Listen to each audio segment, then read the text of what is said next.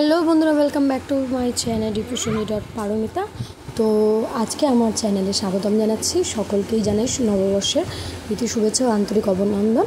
তো সকালে এটা দেখো, সোনু স্নান টান করে আই লাভ ড্যান অ্যান্ড মমের একটা টি শার্ট আর প্যান্ট সেট পরে নিয়েছিল। আর দুপুরে খাবারের মধ্যে ছিল টক ডাল, আলু সেদ্ধ, চিংড়ি মাছের মাথা বাটা আর চিংড়ি মাছ সর্ষে ভাপা। আর তারপরে আমি আর ছেলে একটু ফটো তুলছিলাম। সত্যি কথা বলতে গালে এত ব্রণ হয়েছে যে এখন আর ফটো তুলতে ভালো লাগে না, কিন্তু কী করবো, ফটো না তুলে আমি বাঁচতে পারবো না।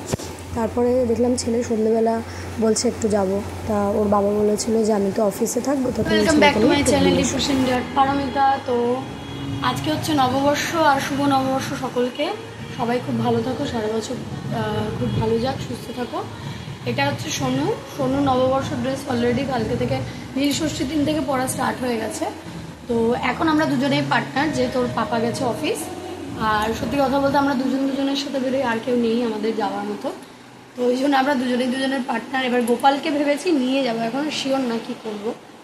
আর তো যাবো একটু গঙ্গার ঘাটে, যেতে ছেলের ভালো লাগে ওই দিকটা যেতে। তারপর বন্ধুর সাথে দেখা করে তারপর বাড়ি এসে রান্নাবান্না সারতে হবে, কারণ কালকে অফিস আছে। তো দেখা হচ্ছে তোমাদের সাথে একটু পরে। গঙ্গার ঘাটে যাই, ওখানে কেমন ভিড়, কীরকম কী তোমাদের সাথে আপডেট। তো চলো। আর এই দেখো আমার গোপলু, এই গোপলুকে আজকে দেওয়া হয়েছে পায়েস। গোপলু বসে বসে পায়েস উপভোগ করুক, আর আমরা এখন বেরিয়ে পড়ি, একটুখানি ঘুরু করে আসি। তো স্কুটি নিয়ে বেরোবো, দেখা হচ্ছে একটু বাদে। হচ্ছে কুর্তিটা যেটা আমি পরেছি, আর এটা হচ্ছে সোনু একটা ফুল জিন্স পরেছে, তার সাথে পরেছে একটা হোয়াইট কালার টি শার্ট।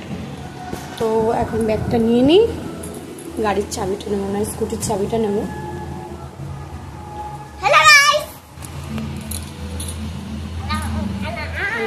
দাঁড়া, স্কুটির চাবি কিনেছি।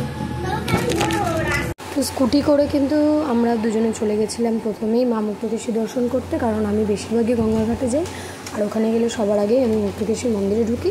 তা গিয়ে ধূপকাঠি মোমবাতি নিয়ে ভালো করে জ্বালিয়ে সেটাকে তারপরে কিন্তু ঠাকুর দর্শন করে আরতি হয়ে গেছিলো। তারপরেও পুজো নেওয়া হচ্ছিলো। তারপরে ধূপকাঠি মোমবাতি ছেলেকে নিয়ে গিয়ে দেখালাম। তারপরে শিব ঠাকুরের যে মন্দিরটা ছিল পাশেই, সেখানে গেলাম, ভালো করে ছেলেকে হাত ধরে ধূপকাঠিটা দেখিয়ে নিলাম।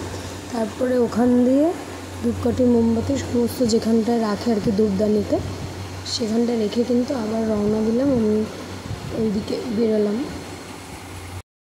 দেখবে সত্যি কথা বলতে যাওয়ার কোনো জায়গা না থাকলেও যাওয়ার একটা না একটা জায়গা ঠিক বেরিয়ে যায়।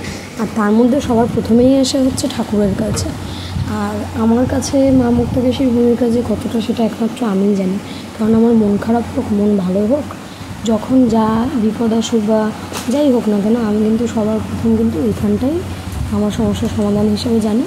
আর সোনুকে এই টি শার্টটা দিয়েছিল মাম্মু, তা ওকে বলেছিলাম যে শর্টসের সাথে পরতে, কিন্তু পরে না, লাল বেনারসিতে দেখো মুক্তকেশীকে কী সুন্দর লাগছিলো। তারপর চলে গেছিলাম দিদা বাড়ি, এখানে মামা কিন্তু আমাদের সাথে ফটো তুলছিল। বাড়ি এসে ভাবলাম মন খারাপ করে তো লাভ নেই, মন খারাপের একটা কারণ ছিল। তবে মন খারাপের মধ্যেও কিন্তু গরম গরম লুচি করলাম। সত্যি কথা বলতে আমার লুচি কিন্তু সব দিন সমান হয় না। নীলষষ্ঠীর দিন এত বাজে লুচি বানিয়েছিলাম যে আজকে টার্গেট নিয়েই নিয়েছিলাম যে লুচিটা আমাকে বেশ ভালো করে বানাতেই হয়।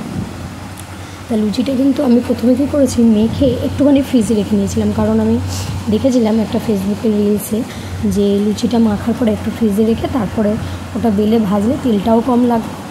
আর ইন্ডাকশানে করছিলাম বলে প্রথমে লুচিগুলো সাদা সাদা হচ্ছিলো। তারপরে কিন্তু যখন গ্যাসে করলাম, তখন কিন্তু ওভেনে করার পর কিন্তু দেখলাম বেশ ভালোই ফুলছে, লাল লালও হচ্ছে।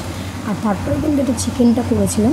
চিকেনটা কষানোর সময় ভাবছিলাম যে কেমন হয়েছে কে জানে বাবা, রান্নাটা খুব একটা তো ভালো পারি না। কিন্তু তারপরে যখন চিকেনটা লাস্ট মেশ হলো, শেষমেশ, তোমরাই দেখো এর লুকটা কেমন ছিল। শুভরাত্রি, আবার দেখা হচ্ছে নতুন একটা ব্লগের সাথে।